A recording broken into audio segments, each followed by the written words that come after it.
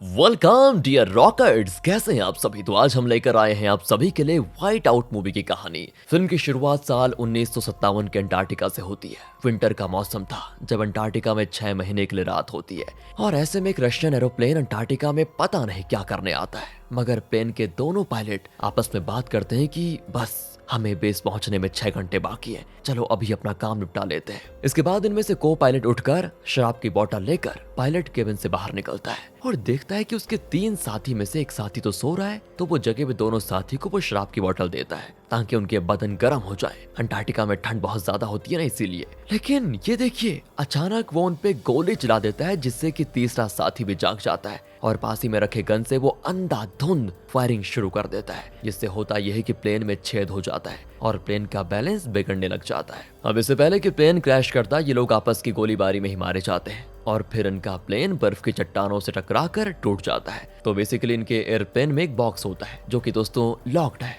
तो पायलट उसके अंदर रखी चीज को हथियाना चाहते थे, इसीलिए उन्होंने अपने ही साथियों की जान ले ली और अंत में खुद भी मारे गए। पर अब सवाल ये उठता है कि उस बॉक्स में आखिर ऐसा क्या था। इस सवाल का जवाब जानने के लिए बस आपको वीडियो को पूरा देखना होगा। इसके बाद सीन शिफ्ट होता है प्रेजेंट में, अंटार्कटिका के यूएस साइंटिफिक रिसर्च फैसिलिटी में। इस वक्त यहाँ का टेम्परेचर दोस्तों -55 डिग्री है। यहाँ पर काम करने वाली कैरी को स्टेशन मैनेजर सैम अपने पास बुलाकर कुछ बताता है। अब ये बात बताने के लिए कैरी डॉक्टर के पास जाती है, जो कि बाहर ठंड में कुछ लोगों के साथ गेम खेल रहे होते हैं और उन्हें बताते हैं कि देखो 3 दिन के बाद हमारा प्लेन हमारे देश के लिए जाने वाला है, क्योंकि 3 दिन के बाद एक भयानक तूफान आने वाला है। उसी के साथ साथ अंटार्कटिका में ठंड बहुत ज्यादा होने वाली है, तो हमें यहाँ से निकलना होगा, यानी 6 महीने तक यहाँ पर अंधेरा रहेगा और इतनी ठंड में कोई रिसर्च वर्क तो हो नहीं पाएगा। वो अपनी बात को बता ही रहे होते हैं कि तभी वहां पर कैरी आकर बताती है कि डेल्फे नाम के एक पायलट ने एक जगह पे एक लाश देखी है। तो इसीलिए अगले ही पल कैरी और डॉक्टर डेल्फी के साथ उस जगह पर जाते हैं और दोस्तों इन्हें एक अजीब सी लाश मिलती है। देखकर ऐसा लग रहा होता है जैसे ये बहुत ही ऊंचाई से नीचे गिरा है, इसलिए उसके फेस का एक हिस्सा बहुत ही चिपटा हो गया था। चेहरा तो बिल्कुल भी पहचान में नहीं आ रहा था कि किसका है। फिर आईडी पे लिखे नाम से कैरी उसे पहचानती है कि ओह, ये तो वैस है जो 1 साल पहले मेरे साथ काम कर चुका है। मगर वो इतनी दूर यहाँ पर करने क्या आया था? उसके पास सेफ्टी गियर्स भी नहीं थे, ऐसा क्या हो गया? इस तरह के सवाल उसके मन में आते हैं। अब ये लोग यहाँ से लाश को लेकर बेस में आते हैं और उसकी अच्छे से जांच करते हैं। तो उन्हें लाश के पैर पर एक ताजा जख्म दिखाई देता है जिसपे जल्दबाजी में सिलाई की गई है। साथ ही दोस्तों चेस्ट पे एक्स से हमला करने के निशान भी होते हैं और यहाँ तक कि अभी तक किसी ने भी वैस की मिसिंग होने की रिपोर्ट नहीं लिखवाई, यानी वैस की मौत कोई नॉर्मल बात तो नहीं है। पक्का किसी ने उसे जानबूझकर मारा होगा। मगर अंटार्कटिका में आखिर कौन खूनी हो सकता है जिससे वैस को कोई दुश्मनी हो? और अब कैरी कहती है कि मैं कातिल का पता लगाऊंगी। तभी डॉक्टर उसको कहते हैं कि अरे 2 दिन में विंटर शुरू होने वाला है, तुम तो विंटर में अपने घर जाने वाली थी ना, अब क्या? अगर तुम उस फ्लाइट से नहीं गई तो फिर तुम्हें 6 महीने यहीं पर रहना होगा, इस बात को ध्यान में रखना तुम। तभी कैरी कहती कि नहीं, मैं 6 महीने और तो नहीं रुक सकती यहाँ पर।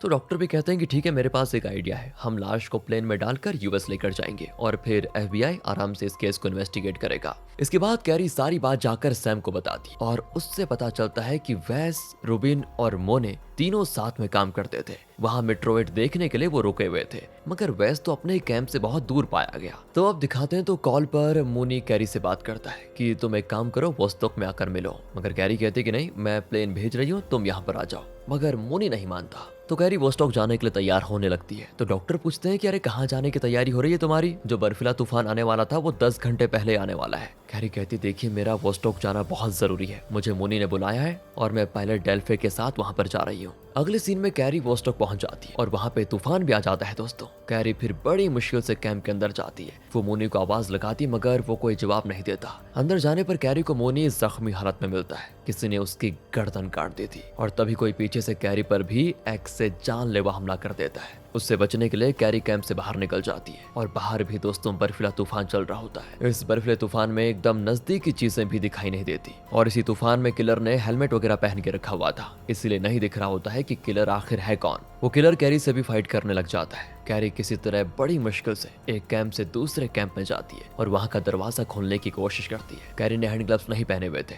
इसलिए उसके हाथ थोड़ी देर के लिए दरवाजे के हैंडल पर ही जम जाते हैं। जब वो जबरदस्ती उसे छोड़ने की कोशिश करती है तो कैरी के हाथ का खाल निकल जाता है, मगर वो किसी तरह खुद को उस दूसरे कैंप में जाकर दरवाजा अंदर से बंद करने में बड़ी मुश्किल से कामयाब हो जाती है। लेकिन उसके तुरंत बाद ही वो बेहोश हो जाती है। फिर नींद में उसे अपने पास्ट का एक डिस्टर्बिंग सीन आता है, मतलब एक सपना, जिससे परेशान होकर जब कैरी जागती है तो उसके सामने डेल्फी होता है। डेल्फी फिर कैरी को शांत करता है और कहता है कि देखो, तुम बाहर वाले कमरे में बेहोश थी, मैं तुम्हें यहाँ पर लेकर आया हूँ, कैसा फील कर रही हो? तभी कैरी देखती है कि डेल्फी ने मेरे हाथ के 2 फिंगर्स पे पट्टी लपेट दी है, जिसकी मतलब खाल उधड़ चुकी थी उसी की। कैरी उसे कहती है कि मोनी की मौत हो चुकी है, उसे एक आदमी ने मार डाला जिसके सर से पैर तक गर्म कपड़ों से ढके होने के कारण मैं उसे पहचान नहीं पाई, पर वो अभी भी यहीं कहीं पर होगा, इसलिए मुझे अच्छे से जांच करनी होगी। इसके बाद कैरी और डेल्फी मिलकर उस कैंप के सारे रूम्स की जांच करते हैं और वहां उन्हें प्राइस नाम का यूएन स्पेशल इन्वेस्टिगेशन ऑफिसर मिलता है, जो कि मोनी की लाश की ही जांच कर रहा होता है और उसे वेस की मौत के बारे में भी पता चल गया था, इसलिए प्राइस को स्पेशली जांच करने के लिए यहाँ पर भेजा गया था। अब इससे कैरी को शक होता है और वो पूछती है, क्या तुम मुझे ये बताने का कष्ट करोगे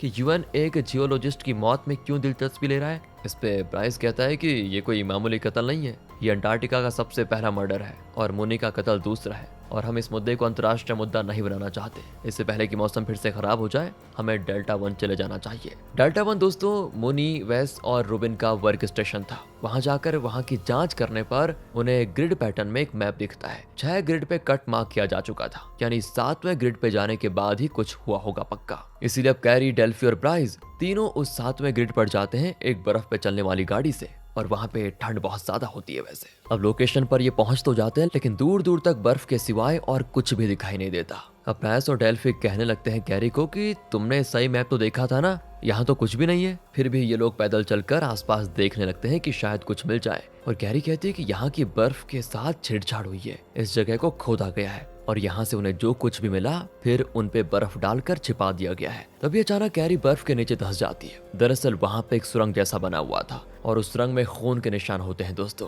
प्राइस गाड़ी से रस्सी लाकर सुरंग में लटका देता है और उसे पकड़कर फिर नीचे उतरता है। तभी इन्हें एक कार्गो एयरप्लेन का दरवाजा दिखता है, जिसे खोलकर ये तीनों अंदर जाते हैं और अंदर की रशियन वोडका को देखकर समझ जाते हैं कि ये प्लेन यूएस का तो नहीं हो सकता। तो दोस्तों ये वही 1957 वाला कार्गो प्लेन है जिसे हमने मूवी की शुरुआत में देखा था। प्लेन के अंदर के लोगों ने एक दूसरे को गोली मारकर खत्म कर दिया था, उनकी लाशें अभी भी यहीं पर हैं। यहाँ का माहौल देखकर कैरी, डेल्फी और प्राइस सारा माजरा समझ जाते हैं कि जब पायलट प्लेन को संभाल रहा था तो को पायलट अपने साथियों को मारने पीछे गया होगा और 1-2 गोली के बाद उसके साथी चौकन्ने हो गए होंगे और उन्होंने भी बदले में को पायलट पे गोली चलाई। गार्ड्स और को पायलट ने एक दूसरे को मार डाला और इसमें पायलट को भी गोली लग गई होगी, जिसके बाद प्लेन बर्फ में समा गया। पर सवाल तो ये उठता है कि उन्होंने आपस में लड़ाई करी क्यों होगी। तभी दोस्तों इनकी नजर एक बॉक्स पे जाती है जिसका लॉक टूटा हुआ है और वहीं पे ताजा खून भी लगा हुआ है, जो कि शायद वेस का होगा। ताला तोड़ते वक्त उसके पैर में चोट लग गई होगी शायद, इसी वजह से वेस के पैर पे सिलाई लगी हुई है।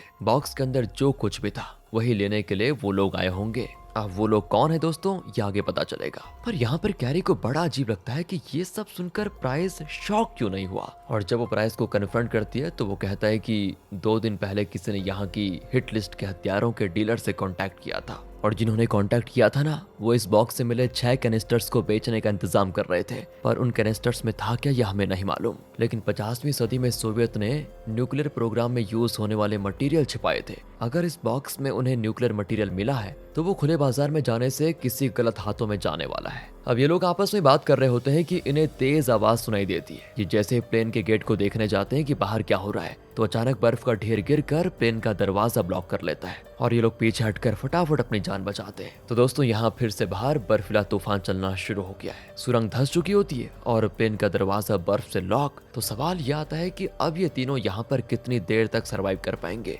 क्योंकि जल्द यहाँ जो ऑक्सीजन है वो भी खत्म हो जाएगा और दम घुटने से मरने में तो टाइम भी लगेगा, मगर इतनी ठंड की वजह से ये पहले जमकर मर जाएंगे। इसीलिए यहाँ पर इनको अपना दिमाग और भी तेज दौड़ाना होगा कि आखिर हम यहाँ से सही सलामत कैसे बाहर निकले। ऊपर से इनको एक और समस्या है कि फोन में नेटवर्क भी नहीं है। डेल्फी कहता है कि लगता है हमें ये बर्फ खोद कर ही ऊपर जाना होगा। तो कैरी कहती है कि बेवकूफ, हम खोदेंगे किससे ये बर्फ, इतनी मोटी है 20 फीट की होगी और ऊपर तो किसी को पता भी नहीं है कि हम यहाँ नीचे फंसे हुए हैं, तो कौन बचाएगा हमें, कौन आने वाला है, कोई नहीं। इससे डेल्फी निराश हो जाता है और सोचता है कि बस किसी तरह यहाँ से बच निकल जाऊं, क्योंकि घर पर मेरी बीवी और बेटी मेरा इंतजार कर रहे हैं। तभी दोस्तों उसकी नजर रशियन गार्ड की लाश पर पड़ती है और वो कैरी से कहता है कि जब ये प्लेन पे चढ़ा होगा तो क्या इसे पता होगा कि यहाँ इसकी मौत हो जाएगी? नहीं ना। तो अब इससे कैरी के दिमाग में एक आइडिया आता है और वो कहती है कि जब हमें वेस की लाश मिली थी तो उसने कोई भी गर्म कपड़ा नहीं पहना हुआ था, उसकी बॉडी के पास हमें कोई आइस एक्स भी नहीं मिले। यानी ऐसा हो सकता है कि वेस खोने के साथ ही प्लेन से निकला हो और प्लेन से निकलने के बाद उसे कोई अंदाजा नहीं था कि वो मरने वाला है। ऐसा हो सकता है। और ये भी हो सकता है कि खूनी ने उसे प्लेन में ही मारने की कोशिश की हो और उसे प्लेन से नीचे फेंक दिया हो। डेल्फी भी कहता है कि अरे छोड़ो ना इस बात को, उसके साथ जो हुआ होगा होने दो, लेकिन अभी हमें यहाँ से बच निकलने के बारे में सोचना है, सिर्फ यही कि यहाँ से बच कैसे निकले। तभी प्राइस कहता है कि इस प्लेन में इमरजेंसी एग्जिट तो होनी चाहिए, इमरजेंसी एग्जिट में एक्सप्लोजिव लगे होंगे, उन्हें एक्टिव करने से उस पर ब्लास्ट होगा। मगर डेल्फी कहता है कि नहीं नहीं नहीं, ऐसा करने की सोचना भी मत। अगर ब्लास्ट सही से नहीं हुआ तो इमरजेंसी एग्जिट से बाहर इतनी ज्यादा बर्फ आ जाएगी कि यहाँ का टेम्परेचर और कम हो जाएगा और फिर हम ठंड से मर जाएंगे। और वो तो छोड़ो, बर्फ जब हमारे ऊपर गिरेगी तो हम वैसे ही मर जाएंगे। मगर प्राइस मौत का इंतजार करने के बजाय ये रिस्क लेना ज्यादा अच्छा समझता है। तो किसी तरह वो सैटेलाइट फोन की बैटरी से पावर लेकर ब्लास्ट को एक्टिवेट करवा देता है और थैंक गॉड कि ब्लास्ट बिल्कुल सही से हो जाता है और इमरजेंसी एग्जिट से ये तीनों बाहर निकलने में कामयाब हो जाते हैं। बाहर अभी भी तेज बर्फीला तूफान चल रहा होता है। ये तीनों किसी तरह गाड़ी में जाकर बैठते हैं और डेल्फी वो गाड़ी स्टार्ट करने की कोशिश करता है, मगर गाड़ी भी ठंडी हो चुकी होती है तो स्टार्ट नहीं होती। मगर कुछ देर लगातार कोशिश करने के बाद गाड़ी शुरू हो जाती है। इसके बाद ये तीनों मेन बेस पर जाते हैं। वहाँ सैम को जब सारा माजरा पता चलता है तो वो अपने देश के सीनियर से बात करके जल्द से जल्द प्लेन को भेजने के लिए कहता है, जिसमें बैठकर यहाँ के सारे एम्प्लॉयज वापस अपने देश जा पाए, क्योंकि सैम अब किसी की भी जान को खतरे में नहीं डालना चाहता। मगर दोस्तों कैरी है कि बस उसे कातिल के बारे में जानना है। तो वो सैम से कहती है कि जब वेस की लाश मिली थी तो वो पूरी तरह से जमी नहीं थी, यानी उसे मरे हुए ज्यादा से ज्यादा एक ही दिन हुआ होगा। इसलिए मुझे डेटाबेस से बस ये इन्फॉर्मेशन चाहिए कि उस दिन उस एरिया में प्लेन कौन लेकर गया था। सैम कहता है कि हम सभी कैंप खाली कर रहे हैं, 20 मिनट के अंदर सब यहाँ से उड़ने वाले हैं। और ये तुम्हारे हाथ को क्या हुआ? तो कैरी कहती है कि मेरे दस्ताने खो गए थे, इसलिए मेरे हाथ जम गए थे, बस और कुछ नहीं। फिर भी सैम कैरी को एक बार डॉक्टर से मिलने को कहता है और डॉक्टर जब कैरी के हाथों की पट्टियां खोलते हैं तो देखते हैं कि उसके 2 फिंगर्स बिल्कुल बेजान हो गए हैं। जब वो उनमें सुइयां चुभाते हैं तो कैरी को दर्द भी महसूस नहीं होता। तो डॉक्टर कैरी से कहते हैं कि तुम्हें अपनी ये दोनों उंगलियां अब कटवानी होंगी, वरना ये इन्फेक्शन तुम्हारे हाथ में फैल सकता है। उंगलियां कटवाने के नाम से कैरी बहुत ज्यादा डर जाती है, मगर कोई और ऑप्शन न होने की वजह से उसे डॉक्टर की बात फिर माननी ही पड़ती है। डॉक्टर कैरी के फिंगर्स को काटते हुए उससे बातचीत भी करते हैं ताकि कैरी का माइंड डाइवर्ट हो जाए। मगर अपनी उंगली खोने का दुख तो हर किसी को होगा ना। जब कैरी अपने रूम में अपनी उंगली खोने से परेशान होती है तो वहाँ पर प्राइस आता है और कहता है कि मुझे डॉक्टर ने तुम्हारे फिंगर्स के बारे में बताया, मुझे बहुत ही बुरा लगा। वैसे तुम्हें मुझ पे यकीन क्यों नहीं है? तुम मेरे साथ इतनी सख्ती से पेश क्यों आती हो? मैं तो तुम्हारे साथ ही काम करता हूँ ना। कैरी कहती है कि नहीं, मैं अपने साथ काम करने वालों पे भरोसा करती ही नहीं कभी भी। तो अब प्राइस जानना चाहता है कि आखिर कैरी के साथ हुआ क्या था, मतलब क्या प्रॉब्लम है, वो यूएस छोड़कर यहाँ पर क्यों आई थी। फिर कैरी अपने पास्ट के बारे में बताती है और सीन यहाँ से पास्ट में शिफ्ट हो जाता है। कैरी कहती है कि मैं और मेरा पार्टनर जैक एक केस पे काम कर रहे थे। महीनों की मेहनत के बाद हमने उस ड्रग डीलर को पकड़ लिया था। इस केस पे काम करते करते मैंने जाने कितने दिनों तक सोई नहीं थी, इसीलिए जैक ने उस डीलर को बेड के साइड पे हैंडकफ लगा दिया और मुझसे कहा कि थोड़ी देर के लिए सो जाओ, कुछ नहीं होगा तुम्हें। मैं भी जब सोकर उठी तो हैंडकफ खुला हुआ था और वो डीलर कहीं पर भी दिखाई नहीं दे रहा था। शायद जैक उसे वॉशरूम लेकर गया था और वो दोनों तुरंत ही वापस आ गए। फिर मैं फेस वॉश करने के लिए वॉशरूम गई। अचानक डीलर ने मुझ पे पीछे से हमला कर दिया। तभी मैंने तो उसे फाइट करके बेहोशी कर दिया, लेकिन तभी मुझे जैक का ख्याल आया कि पक्का उसको डीलर ने नुकसान पहुंचा दिया होगा।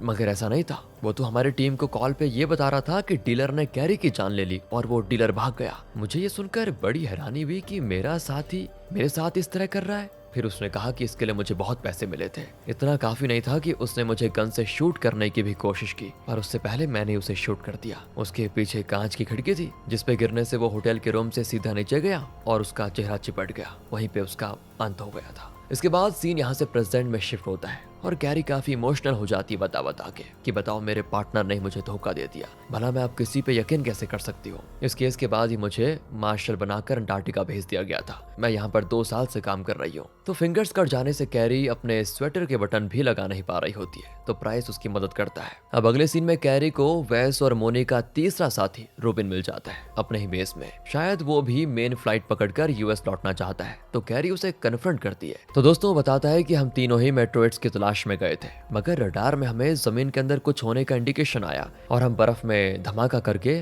रशियन प्लेन तक पहुंच गए। उस बॉक्स का लॉक तोड़ने की कोशिश में वैस ने अपनी टांग पूरी तरह से घायल कर ली, इसीलिए हमने रेडियो पे हेल्प मांगी थी और यहाँ से एक पायलट भी वैस की मदद करने के लिए आ गया था। अब दोस्तों, इससे पहले कि रूबिन आगे की स्टोरी बता पाता, वहाँ कैरी को ढूंढते ढूंढते डॉक्टर आ जाता है और डॉक्टर को देखकर रूबिन तो भागना शुरू कर देता है। भागते भागते वो खुद को एक रूम में ही लॉक कर देता है। तो दरवाजे पे शीशा लगा होने की वजह से कैरी उसको देख पा रही थी और कहती है कि देखो, जो भी बात है बैठकर आराम से कर लेते हैं, इस तरह भाग क्यों रहे हो। तभी उस रूम के बाहर की ओर से दोस्तों, मतलब जो दरवाजा था ना, उसे एक आदमी खोलकर रूबिन पे हमला कर देता है और गलती से दोनों रूम के बाहर गिर जाते हैं। ये कातिल वही है जिसने मोनी को भी मारा था और सर पे पैर तक गर्म कपड़े पहने होने की वजह से कैरी इस बार भी पता नहीं लगा पाती कि ये है कौन। बाहर तेज बर्फीला तूफान अभी भी चल रहा होता है। रूबिन तो अपनी जान की भीख मांग रहा होता है, पर वो कातिल रहम नहीं करता और रूबिन को मार डालता है। तभी पीछे से कैरी आकर उस कातिल पे शोवल से हमला करके उसे बेहोश कर देती है और इस तरह कैरी और प्राइस मिलकर उस कातिल को अंदर लेकर जाते हैं, उसके हाथ पैर बांध देते हैं। उस कातिल का फेस रिवील हो जाता है।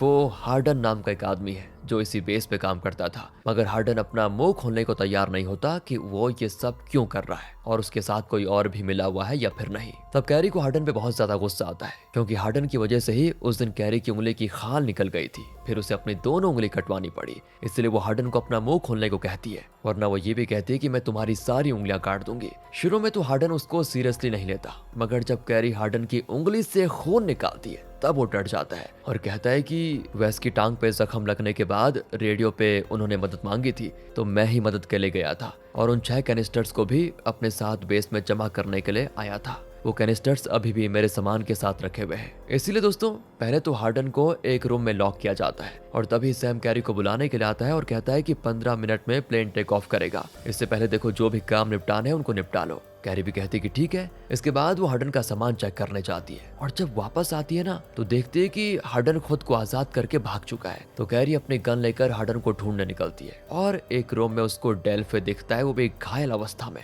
तभी वहाँ पर प्राइस भी आ जाता है। यहाँ कैरी को फिर प्राइस पर शक होता है, मगर वो रिक्वेस्ट करता है कि देखो, मेरा यकीन करो, मैं डॉक्टर को ढूंढने गया था डेल्फी की मदद करने के लिए, मगर वो मुझे मिले ही नहीं। तो कैरी कॉल करके डॉक्टर को बुलाती है। तभी सैम भी कॉल करके कैरी को जल्दी से प्लेन में आने को कह देता है। कैरी उसको यहाँ की सारी सिचुएशन बताती है। तो सैम कहता है कि मेरी बात ध्यान से सुनो, अगर हम अभी चले गए तो तुम्हें 6 महीने तक यहीं पर रुकना होगा। कैरी कहती है कि हाँ, समझ गई मैं, मगर मैं डेल्फी को यहाँ छोड़कर नहीं जा सकती। इसके कुछ देर के बाद ही प्लेन यूएस के लिए उड़ जाता है और यहाँ पर कैरी, डेल्फी, डॉक्टर और शायद हार्डन रह जाते हैं। मगर कैरी नोटिस करती है कि हार्डन अपने प्लेन की चाबी लेकर भागा है, यानी कि वो तेज तूफान आने के पहले ही अपने प्लेन से भागना चाहता है। और जब तक यहाँ पर डॉक्टर डेल्फी का इलाज करते हैं, तब तक प्राइस और कैरी हार्डन को ढूंढने के लिए जाते हैं, उसे रोकने के लिए। ये दोनों किसी तरह हार्डन के प्लेन में घुस जाते हैं, मगर वहां तो हार्डन होता ही नहीं। एक्चुअली वो बेस में घुसकर कैरी और प्राइस को ना बेस के बाहर ही लॉक करना चाहता था। ऊपर से वहां पर तेज तूफान भी चल रहा होता है, इसलिए कुछ भी सही से दिखाई नहीं देता। वो तो अच्छा हुआ वहां पर रस्सियां लगाई हुई थी, उन्हीं रस्सियों की मदद से सब कुछ सही हो जाता है।